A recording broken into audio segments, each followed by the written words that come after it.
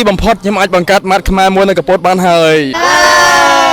ម៉ាត់ខ្មែរនេះគឺបានរួចរាល់ប្រហែលជា80%ហើយដោយសារខ្ញុំកំពុងតែរងចាំជាមួយនឹងផលិតផលខ្មែរយើងមួយចំនួនទៀតហើយម៉ាត់ខ្ញុំមានលក់នៅផលិតផលប្រើប្រាស់ដូចជាសម្ភារៈផ្ទះបាយបន្ទប់ទឹកហើយនិងអាហារសម្រន់មួយចំនួនផងដែរអញ្ចឹងណាហើយមកល្វែងទៀតខ្ញុំរៀបចំជាបណ្ណាល័យ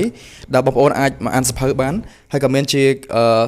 space សម្រាប់បងប្អូនមូស្លីមធ្វើដំណើរអាចមកថ្វាយបង្គំអាចមកសាឡាត់នឹងបានអញ្ចឹងណាបងប្អូនមូស្លីមយើងធ្វើដំណើរឆ្លងកាត់ម៉ាត់ខ្ញុំអាចចូលមកយកទឹកវត្ថុដើម្បី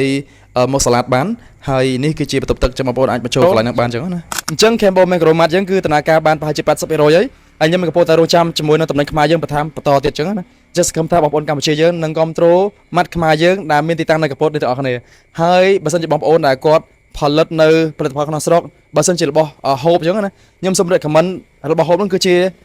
របស់ halal ដែលខ្ញុំនឹងជួយប្រម៉ូទបងប្អូនបន្ថែមទៀតទៅលើការលក់ដូររបស់ halal ហ្នឹងហើយសម្រាប់ទីតាំងម៉ាតខ្ញុំគឺស្ថិតនៅក្បែរប្រហែលជាចម្ងាយ60ម៉ែត្រឬក៏100ម៉ែត្រពីខ្លងទ្វារសាលាស្រុកទឹកឈូ